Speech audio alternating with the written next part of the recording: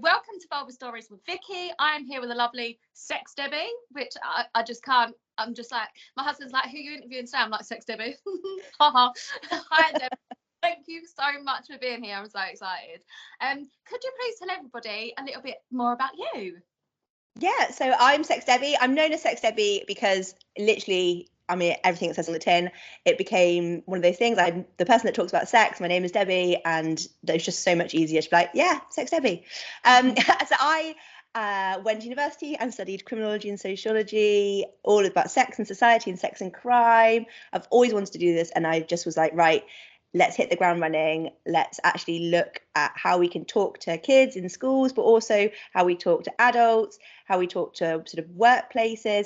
So yeah, anyone that will listen to me talk about sex, I will go and do that. So that's me, really, in a nutshell. Yeah, exactly. I love it. So so you've basically explained how you got into that line of work. So it's very important, the education part for you. What was your sex education like growing up?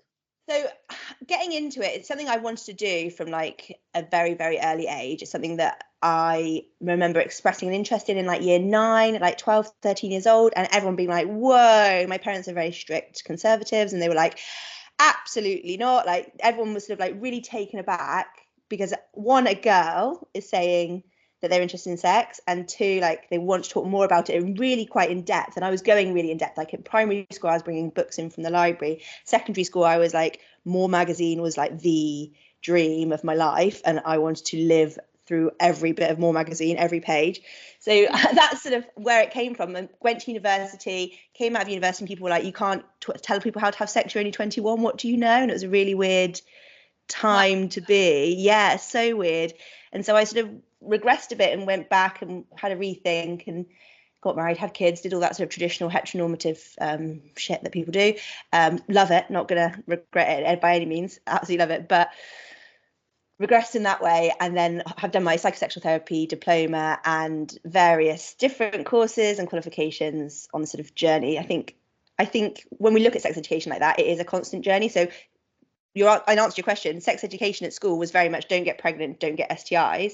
Yeah. But I think our sex education journey starts from day dot with how our parents talk about things, how it's framed, how the reactions to things, the cultural expectations, the norms, and how we follow those trends and how they influence our lives. I think that is sex education. It's not just this obsession with what's said in school. It's so much more than that. So what was said in school was, from my end, don't get pregnant, don't get STIs, which made sex seem like a very shameful thing to want, because like, why would I want something that's negative? Yeah. And then that created a dynamic in my mind, I think, that was very much like, oh, like I'm naughty or wrong, and actually rebellious in a sense. And then I perhaps took risks that I shouldn't have taken, or a more positive influence or education might have prevented me from taking. So yeah, absolutely. So why do you think that it's so important for everybody to have a sex education, a comprehensive sex education? So I think if we give a comprehensive and positive sex education, it stops shame, it reduces that taboo. If we completely normalize these conversations, they're so easy for people to ask questions rather than Googling it or looking through More Magazine or whatever it might be for an opinion from someone who might not be a specialist, whether it's someone in the pub or a friend, or, you know, a few glasses of wine, you've got that bit of confidence to ask what your friends do, and then you compare and contrast, and actually it's looking more inward, looking how we get impacted by different things. So it's so important to have that positive discussion to help prevent sort of secrecy and risk taking, because I think if we are shamed and embarrassed about it, we will do things in secret and we compromise our safety perhaps. But also just to know that like we all have genitals and we all have bodies and we all want them to feel good, and that's totally okay. I think that's like a big deal to know that's all right and not be embarrassed by that, and to know that like I open all my lessons or all my talks, whether it's with adults or young people, is most people are having sex, whatever sex means to you, we're having sex in order to have pleasure or feel good. Actually, it's not to get pregnant, which is what we're taught.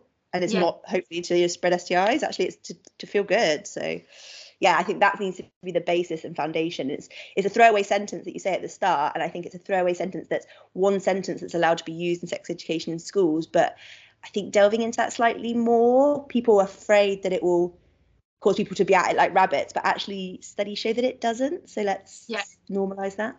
Yeah, absolutely. And you are actually building the foundations, aren't you? Because you take this into schools and you teach children in school. So what's that like? What ages do you teach and what are your lessons like? So controversially, actually, this year's been my quietest year for schoolwork, and actually parents are seeming to be the forefront. And that I mean, not to get political, as a general election's just been announced, but last week the draft guidance for new sex education in schools was launched and out for consultation. It's really, really difficult to be a teacher or a sex educator at the moment that goes into schools, because there is this fear of what if I say the wrong thing, or what if it's against guidance. And actually what we need to think of is we've got the new structure, the new guidance gives us all these age limits of what you can and can't say before 9 or 13 years old. But they're looking at it the wrong way, from my opinion. Actually, we don't need to be looking at what subject's age appropriate. It's using the age appropriate language for each stage and making sure, like, actually, okay, if a question's been asked or a situation is happening, we need to address that and answer those questions, rather than say, oh, I'm sorry, the rules say I can't tell you that until you're 10, or like, no, like, let's deal with, they're going to ask questions. If you don't answer those questions, they will be on Google. And actually, we are in a culture and a society now where young people have phones and they have TikTok and they have everything else that comes with that. And so the questions are quite eye-opening for some. And I think parents don't necessarily realise that, or they think they want to protect their children by not answering or not exposing it to them. But studies show that young people will be exposed to that at certain ages, whether it's porn, whether it's TikTok, whether it's something or word. You know, I've had 10-year-olds ask me what anal beads are. I've had, you know, everything from then 15-year-olds ask me, well, is it wee or cum that comes out of a man's penis? So, like, what we've got, like, such a disparity in ages and understanding, because we say, and like the government's new advice is saying that the sex education starts at home, but we as parents haven't got that foundation to go on for a lot of us. No. And so that's where the shame was built in and has sort of spread through the generations, and that's why parents are not wanting to, you know, open up and talk about this. I have recently, obviously I own a sex store, and so far my husband has been running our Twitter account, so I'm not a Twitter, I've never been very techie or up to date with all the and latest. Twitter is a minefield. So anyway, I've taken over running this account on Twitter. It is literally like a porn feed. Twitter is like a porn feed. And no, I haven't looked for sure, but I'm pretty sure the age limit on Twitter is 13. I think you can be 13 to join.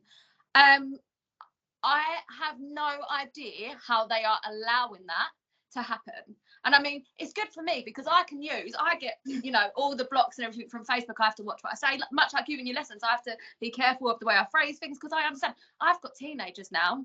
So I know, you know, they're on social media and I'm conscious of what they're coming across. I'm making sure that my language is appropriate. I cannot believe what I am seeing on Twitter. And, you know, and that gives me so much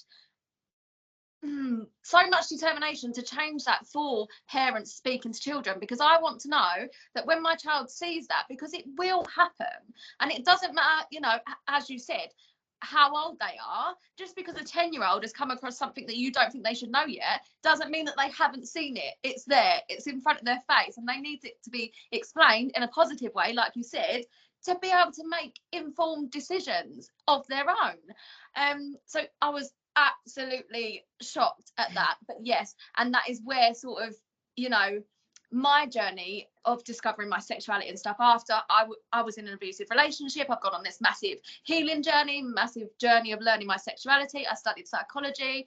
It's been amazing, and my journey of sort of like ridding myself of that shame that I felt when I was younger, and learning all these different things and opening up my mind has absolutely like made me the best parent ever.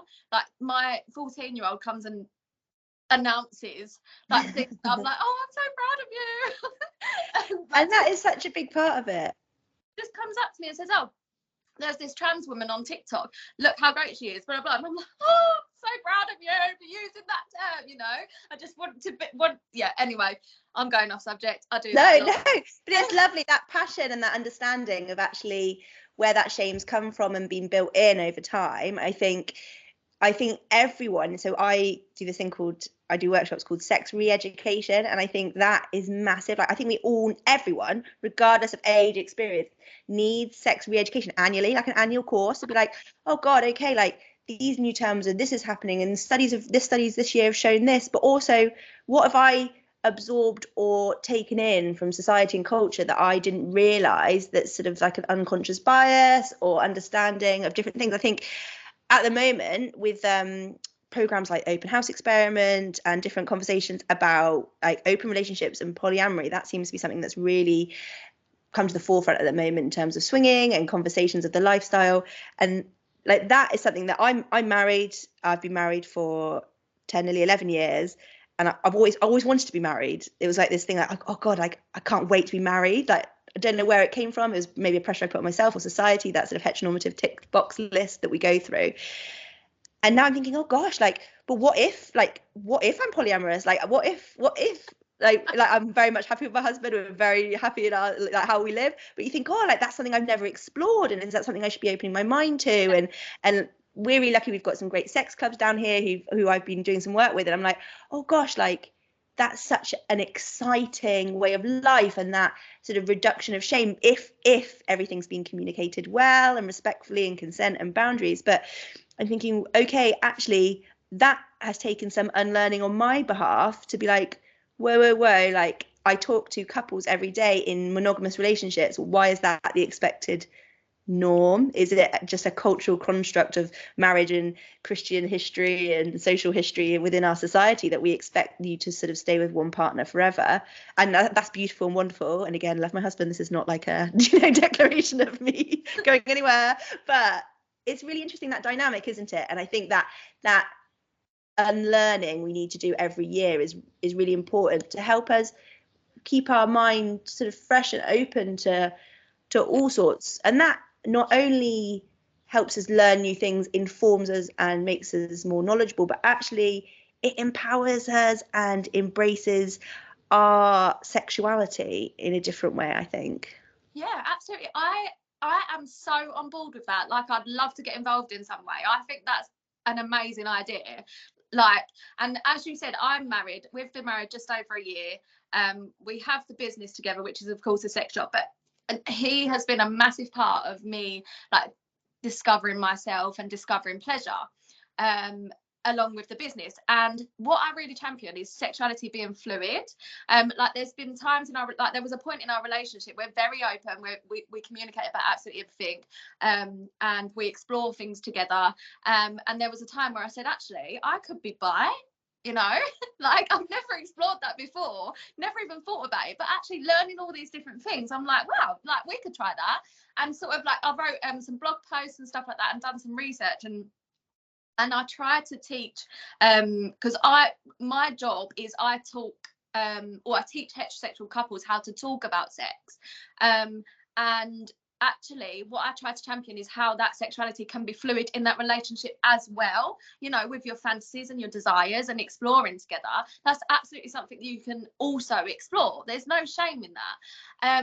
And actually, yeah, I do think sexuality is fluid. It doesn't matter what kind of relationship you're in. How you explore your desires and your fantasies is how you play with your sexuality.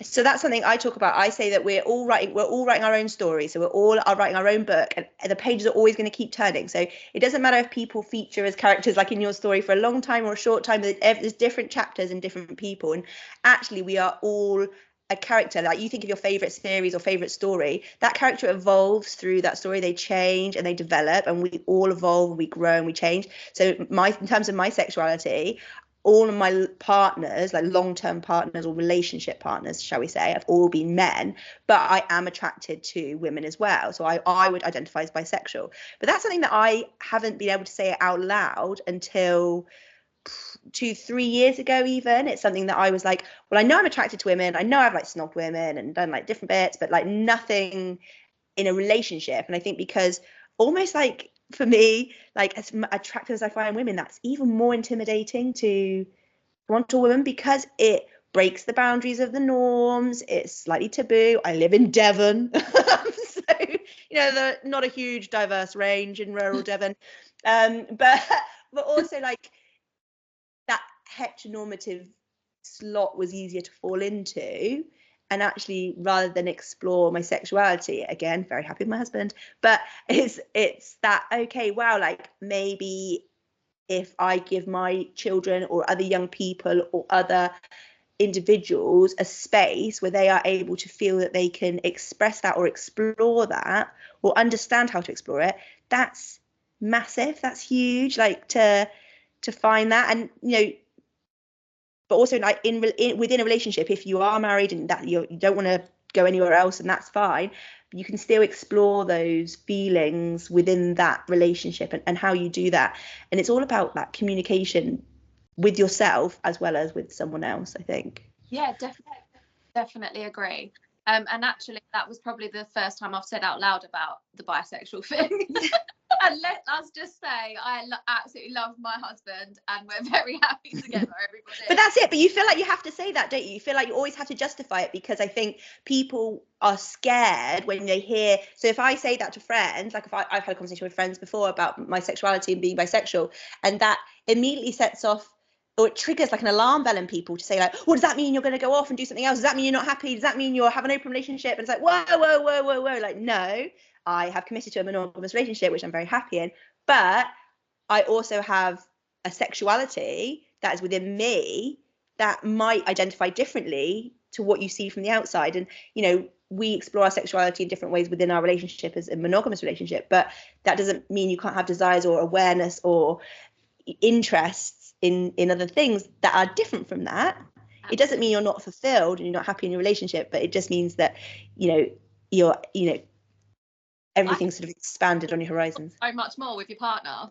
There's so many more like fantasies and stuff that you can actually explore when you open up, that be open-minded about these things and start exploring.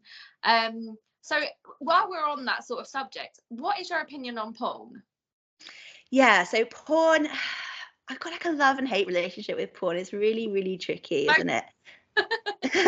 It's like porn is great in a lot of ways, because you're like, oh, like you're feeling horny and you want to catch something and you're like, your imagination's not quite working today, and it's like a nice lazy way of being like, visual input, like sort it out. So I get that. I get why there's a porn industry. I think the danger is stereotypically we don't see female pleasure in porn. We see very much performance and objectivity. Oh yeah, they got nice tits and they've got no pubic hair, and what else have we got? There's not, that pleasure's not shown, right? So stereotypically that's what we've seen, but obviously we've got a lot more variety now coming out, and a lot more sort of consent-based, pleasure-based porn, which is great to see. Obviously OnlyFans is really shaking things up, because we've got like people that are putting themselves out there under their own steam and their own like real life sex, which is like I love way sexier. Yeah. Much nicer, isn't it? Like you're like, oh my god, okay, I can see myself in the situation, I can visualize myself here, so all of a sudden that's hotter because I know that I could be there, rather than some of the like really fake porn is quite like, oh gosh, like I can't get my brain in that. But then I think what's amazing, I just want to see wobbly bits. yeah, oh my god, I want to see, yeah. And like people think, oh yeah, but you want to see a man with six-pack and big dick.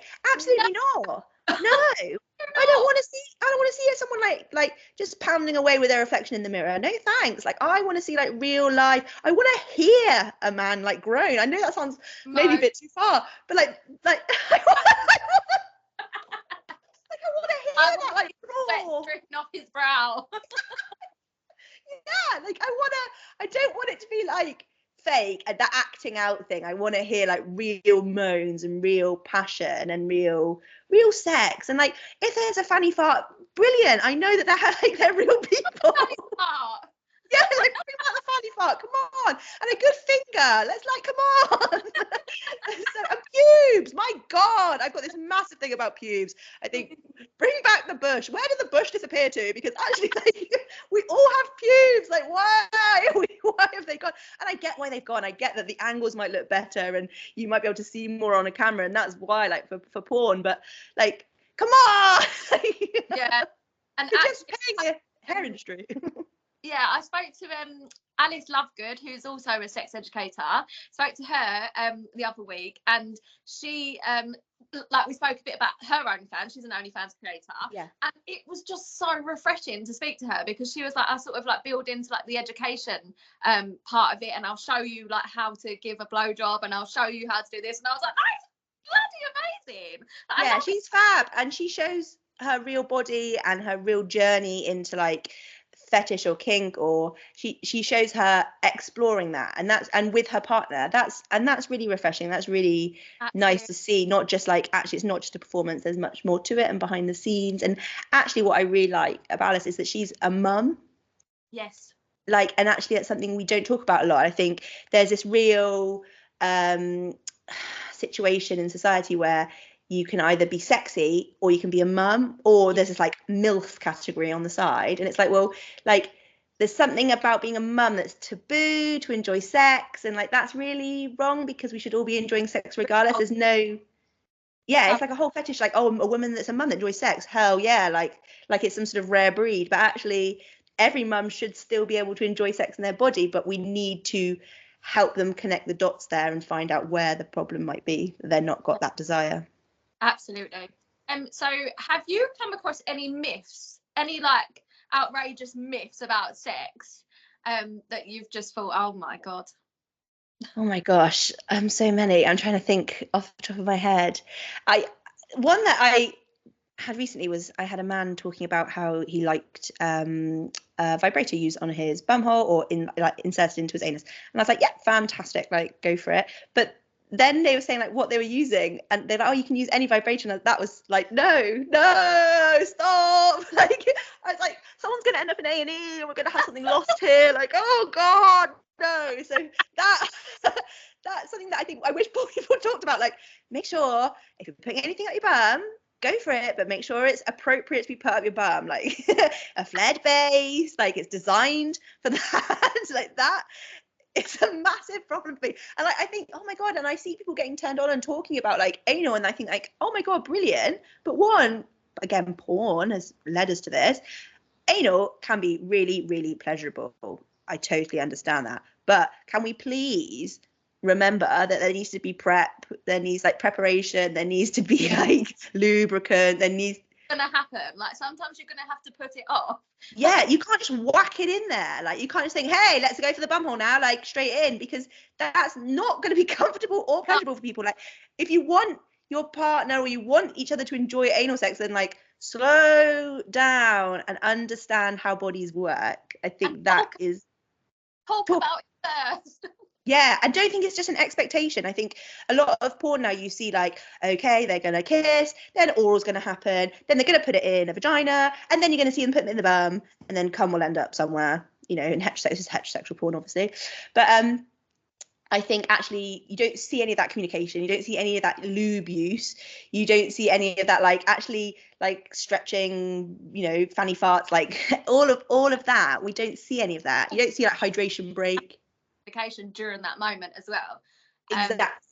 Yeah. So I think it, like, that myth that just all happens, that is what I don't like. I think actually we need that awkward giggling, that when you get cramp in your leg and you're like, oh my God, wait, stop, I got cramp, like let's just sort it out. Or like, you know, you still got your socks on, or you still got your pants around one of your legs. Like, the myth that it's all like smooth and sexy. And I think it's okay if you're in the moment and it feels sexy, fantastic.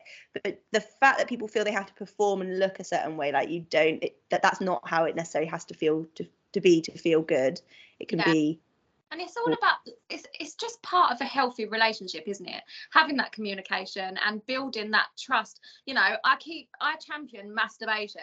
Like, I want people to learn who they are and, you know, play with themselves before letting anybody else into your space. Do not let anyone into your bum or your vagina until you have learned yourself for yourself what you like. But that communication is really, really hard. And I think quite often, I know myself, and I don't know if you're the same, I surround myself in this bubble of social media creators or people that are interested in the same thing I'm interested in. And I forget sometimes I'm living in this world. And I think everyone has those conversations because I'm living in this world of talking about sex. And then I'll go out into public and I'll talk about sex to whoever I'm on the school run with or wherever. And I forget I can't be in an echo chamber. I need to remember that actually that is a minority. And those conversations are really, really, really difficult. And I say to young people when they say like, oh my God, how do you do that? I say, oh, I'm missing the part of my brain that gets embarrassed. So like, and that if I've got teenagers, I quite often say that first, and then they'll be like, if you've got someone that wants to push the boundaries, they'll ask a really tricky question, like to try and like scare you or put you off, especially if you're going into a sports club or a school where they've got someone that always wants to push the boundaries. And then they'll like, I'll answer so straight that straight away they're like, oh my God, okay, she doesn't get embarrassed, like that's fine. And I think that comes with a lot of practice. A lot of people will go bright red and they will stammer and they will stutter and they will think, oh my God, I need a minute to say the right thing, or I've done something wrong, or they'll just panic and give an answer and then it's the wrong one. I think actually taking a moment to say, okay, I feel uncomfortable, because people see you can feel uncomfortable. Everyone can read body language. We know that actually, wow, okay, there's something coming off there that they're not quite right or they're not quite clicking. So being honest, but like, this has made me uncomfortable, this has made me embarrassed. I just need to go back and find out how to answer this question. Or if it's a communication with your partner, just stop a minute and say, look, I feel uncomfortable with this conversation. I want to continue with it, but I need to work out why it's making me uncomfortable. Because so much is often deep rooted in something that you've once been said to as a teenager or grew up as a parent, like as a child by your parents, or all these different things that you think, oh my goodness, why has it triggered that panic and reaction? And I think that is where it's really, really difficult for people to sort of communicate regarding sex, whether it's educational or desires or personal. Like it's sort of like, oh gosh. And especially women, they don't want to let their partners down. We've got this thing of like, traditionally as women, we're supposed to serve your man, like in a heterosexual relationship. And so it's like, oh no, like if I say that, am I letting them down, or should I be doing that, like that performative pleasure rather than mutual pleasure? Does that make sense? Yeah, absolutely. And actually, I've got a free community on Facebook, a Facebook group. Got over 200 women in there, and we all. It's been going a long time now, but I'm desperately trying to get that conversation started and let them know that it's okay. And just recently, we've had lots of conversations. Lots of women want to get involved, and like they're actually asking questions now, and they're sort of like, oh. How to feel pleasure, and I'm like, yes, you are. Go get it. So yeah, it's but that's why we're doing this, aren't we? Opening these conversations, like, and allowing people to learn that it is okay. It's okay to speak about. It's okay for that to happen in your relationship. Like, it's very important for you to be talking about these things for a healthy relationship. You know, them feelings of shame are not okay. They're not healthy. And it's been placed on your shoulders throughout the generations. So that's why I'm just so passionate about this type of work and opening the conversations. As I said, I've got children. I've got one boy, two daughters, especially for I was going to say especially for my girls, but no, that's very sexist, because also I want my son to know that he absolutely has to listen to his partners if he is going to be in a heterosexual relationship. I'm digging myself a deeper hole here. It's really difficult. I have two boys, and so I get that my biggest fear as a parent already, and they're only small, they're 5 and 8, but already I'm thinking, oh my gosh, like I'm having these very open, very clear conversations about sex that some people find too far and some people find uncomfortable, and the Conservative government isn't a big fan of. And I think, oh my God, imagine if they get to teenagers and one of them gets someone pregnant. And like, I'm like, oh my God, everyone's going to go, it's because she's the sex mad woman. Like, it's her fault. Like, and I'm like, oh my God, like even more so, boy, like the pressure on these boys is going to be like, you set an example, like you are the ones. But I think, oh, like crikey, like what? It's almost scarier, I think, because I think a girl, like we can actually, I know that experience. I think actually embrace that pleasure and feel good, and we can give them contraception and all the rest of it. I think a boy is quite a scary thing, because you think actually, well, I want you to make sure you're respectful and you know understand the consent and you use condoms and all the rest of it. But like things happen, and it's so tricky to sort of navigate as a parent. Yeah. And then we also throw in sort of all of these different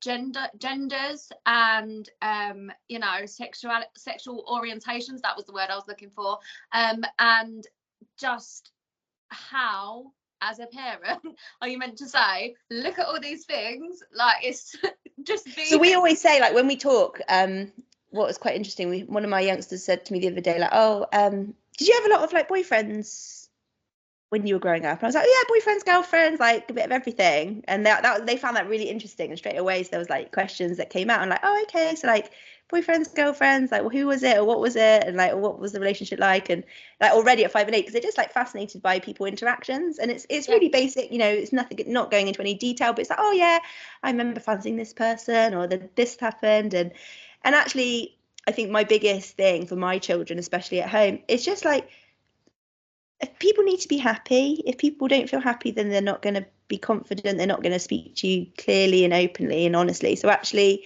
making them comfortable without sort of harming yourself is really important. So actually, if someone wants to be called they or use different pronouns, if someone wants to be referred to differently each day, absolutely, like you ask and you just say. And if you're not sure, we've got this analogy we use at home. If we're driving a car and someone is driving like an idiot in front, you can't say, oh, he's driving like an idiot, because you don't know who's driving that car. So actually that's how we practice saying they since they were little. So we're like, oh, who, like, what are they up to in this one? Or, you know, and actually we practice that a lot. And in the car, and then we'll go past, and I had one of them once say, oh no, it's a woman, mum, like they've got long hair. And I'm like, oh no, but boys can have long hair. And actually we're not sure, so shall we still call them they? And they're like, yeah, okay. And actually that's been a nice way of introducing it to them since they were tiny, since they were toddlers. And actually being like, okay, like actually it's really easy to call someone they, isn't it? Like, it's really easy to then ask, you know, how would you like to be referred to? And they see on my like Zooms often I'll have like Debbie, she, her, and pronouns there.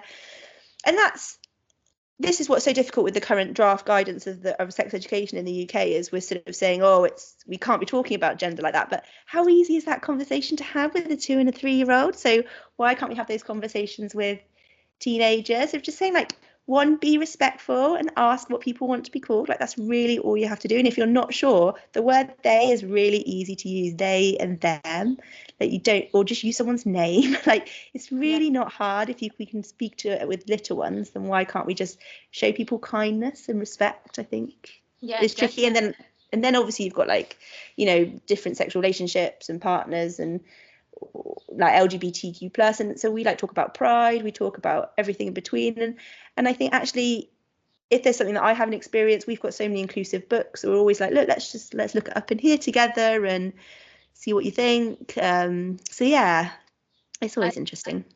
And absolutely is on the same line, on the hand, teaching them just how to respect themselves and be who they are.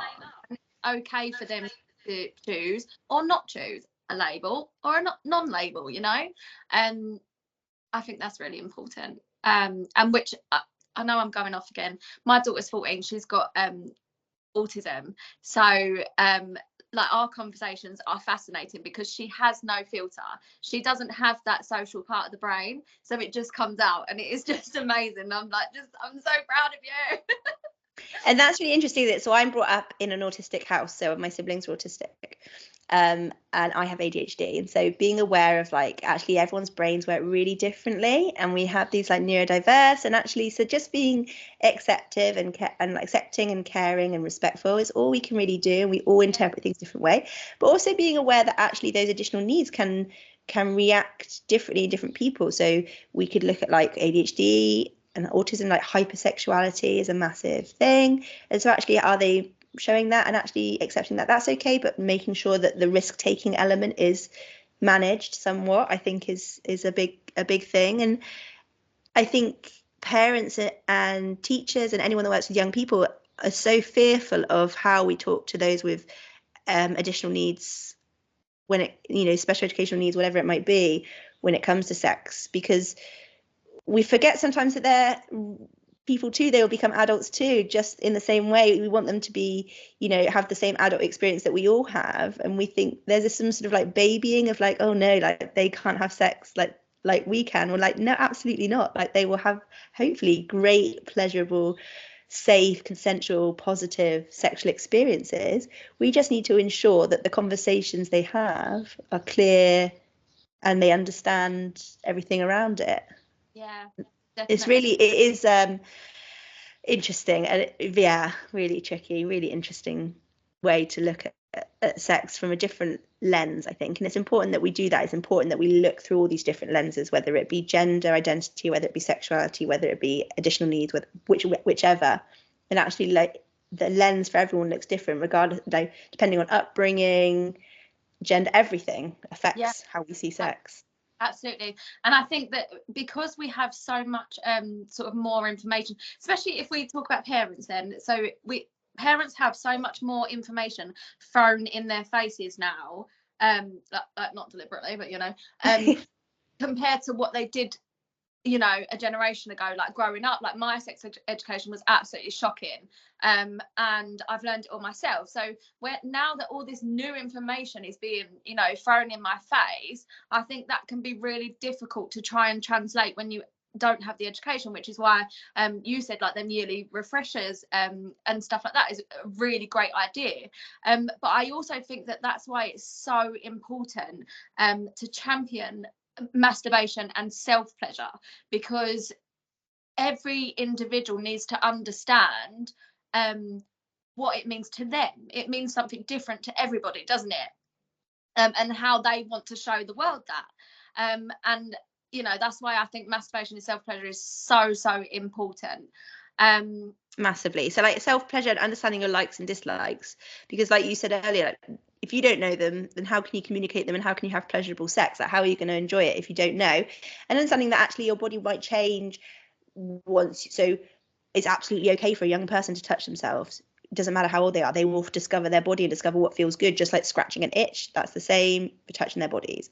So actually saying to them, okay, I understand that feels good, but maybe at the dinner table when grandma's here is not appropriate. Go upstairs to your room and find a private space and having that conversation. That's not necessarily encouraging it. That's what people worry about. It's just sort of giving them those boundaries of where's appropriate and where's not appropriate to be doing that.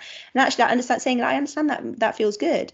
And then obviously we get to puberty and development and everything changes. And that is puberty is horrible. It's like a mind-boggling hormonal fuck of the head. Like, so like you've got all that, and your body changes with how you feel, like touch and desire. And then obviously you've got, as you enter sort of your 20s, and relationships might start happening, or different things, and you're exploring different ways, and you're testing your own boundaries is a massive thing. But then actually then maybe if you were to go into a long-term relationship, you check that changes as well. How you masturbate might change, or if frequency might change. It might be sort of taboo secret that you don't tell anyone, or it might be something that you make like self-care day and like get the candles on, like, oh yeah. But then also like childbirth is massive in terms of how your likes and dislikes change, the mental load, because as we know, sex isn't just a physical thing, it's psychological, environmental, everything impacts how we experience sex. It's not just that touch, it's what mental load we're carrying, what stresses we're carrying, whether there's a baby asleep in the next door room, whether you're living with your parents still, like there's so many different things that impact how we feel during sex. It's not just about that touch. So masturbation is a fantastic foundation to discover pleasure, and then you have to factor in all of these different contributing elements massively. Absolutely. And I also talk to the women I work with about so health, you touched on boundaries, so healthy boundaries and how that looks for you, learning what they are, but also learning that boundaries don't have to be rigid.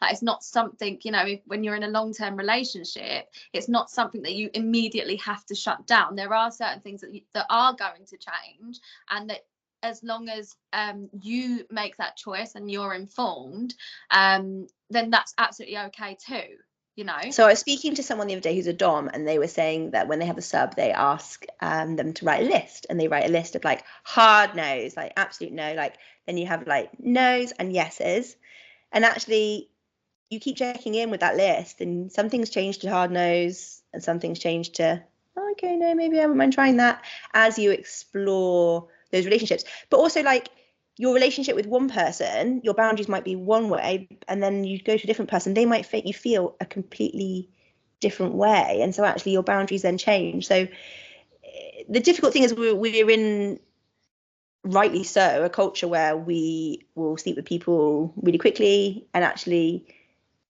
that's great in some sort of great lack of inhibitions. You think, oh yeah, like I've pulled in a nightclub or on Tinder or whatever it might be, and think, wow, this is great, that it's exciting, the thrill. But actually what we're finding is women especially, the anticipation and build up and excitement is where their pleasure is coming from, rather than the sexual experience, because they haven't built up that communication with that person and that understanding of bodies and likes and dislikes, and that comes later within a relationship. I wish I could say it was for both equal to men and women in those hookup culture. I wish I could say pleasure was equal, but the pleasure comes from different places. I think because as a society we aren't comfortable having those conversations off the bat. Like, I think I would love it if you walked into a first date and was like, off the bat, boom, I like this. Okay, now let's talk about what we do for work, or and it wasn't seen as like, oh my god, she's talked about that, well, I'm definitely in. Like, actually it's not. It's just getting it out, I think, is really important. Yeah, absolutely. That makes sense. So how do you think that, like, in your opinion, how is sexuality intertwined with our everyday lives? Like, how important is that? I think it really depends, doesn't it? I think a lot, for me, obviously, my sexuality is a lot of my identity, because that's my job and my work and my life, and I live it every day, and I live it like on my sleeve, outwardly to the world. So for me it's very different, and I think I show that it's quite fluid. And like, I'm the chair of the PTFA at school. Like, that's not a role you see as like, it's not a sexy role. But like, do you know what I mean? But actually, like, I'm still a sexy, I know I'm a sexy person, like I like, but there's these contrasts that we're told, like, that's not sexy, she does this, or like, they're an accountant, that's not sexy, whatever it might be. But I think we can all be sexy. Sexiness is something that was within us in different ways. And so it's just trying to see that and explore that, and not jump to those conclusions that because, oh, they must be like a stick in the mud, or they must be like this because they do different roles, or they're in this type of relationship. I think trying to explore that and not jump to those sort of judgments is difficult, is hard. And I think it's hard to not judge, but it's also hard to not feel, oh, actually, no, I've not had any sexual partners, so I must be this, and stay in that lane. Actually explore those lanes, like, get out your lane and find it. Like, it's not as scary a leap as it might feel sometimes. Yeah, definitely. So just before we go, what are your like 3 top tips for parents in talking to their children about sex? Oh, okay. Don't just say, oh, I've bought a book, and leave it in their bedroom and then that's it. Like, actually, no. Like, a book is a great tool to use together, but the conversations need to be supported with the book, rather than the book leading the conversations. Does that make sense? People go, oh my god, what books have you got? And I'll be like, oh yeah, I recommend these and these, but I don't just recommend them for you to just put them on a shelf and say, oh kids, there's books there if you want to read about sex. Like, because that's someone showing you're embarrassed to talk about it, and they're learning it all from that without asking any questions or having any back and forth. My second top tip would be, it's not just one question. Like, it's not like, oh, have you talked about the bird and the bees? It's not just one talk. It's lots and lots of conversations, like, throughout their lives. Like, and I mean hundreds of conversations. It's not just like, oh right, we've reached school age, we should say this. Oh right, we've reached age 9, we should say this. Actually, those conversations are throughout their lives, from washing them in the bath when they're babies, talking like their different body parts, getting them to say nose, and actually getting them to say vulva and penis and testicles and scrotum. Actually, it's like, that's really important. And people used to say to me, oh my god, you can't get a toddler to say like labia, but yeah, you can. And actually, that's really important. To know what it is. And actually, like, my god, they're gonna know. Like, my kids' friends will come here, and I've got pictures all over the walls. I've got like dick plant pots and booby pictures, and actually, like, we've got these like biological models of things, and they'll come and touch, like, they're 3D, and they'll come and touch them and feel them, and that's great. They're like, so my wee comes through there, and I'm like, yeah. And then one of the kids the other day, those are my balls. That's what they look like inside. Like, yeah, that's what they look like inside. Like, Like, and it's so normal because they come here and they know that's what I do. And it was just like, oh, okay, like that's all right, okay, fine. And it wasn't sexual. Like I think as parents, we have, or as adults, we have a sexual understanding of what sex is. We're very much sexualized through life, but their understanding is different as children. So lots of little conversations and keeping that regular. And then the other thing is, if you don't know, that is okay. If you are scared, that is okay. It's totally, totally okay. Take a second and say, I don't know, can we learn that together? I might get a book out from the library and we can sit together and read it. Or, oh my goodness, I'm not sure. I might ask my friend because they had something like this. Or, oh gosh, if, like, for example, I had a parent who'd never used period pants because period pants weren't out when we started periods. It was very much you get pads or tampons. And they were like, oh my God, what do I say? They want period pants. And I don't know. So, well, why don't you both buy some if you're still having your periods and both experience them? And you can like swap stories. Like that's great. Like I wish, like I love my mum, she's fab, but she would have never had those conversations ever. And if she'd been like, yeah, let's try period pants, Debs, and I'm like, yeah, cool, like come on, mum. And then I came home from the school and was like, what did you think? And she'd be like, oh well, not sure. And I just those kind of conversations just to completely normalize it would be great. So it's okay to say, actually, I don't know. It's not something I've ever experienced. And not just go, I don't know. I never experienced it and sweep it under the carpet. Actually go, I don't know. Let's find out together. Yeah. So yeah, books, lots of conversations. So not just books, lots of conversations and find out together. I love that.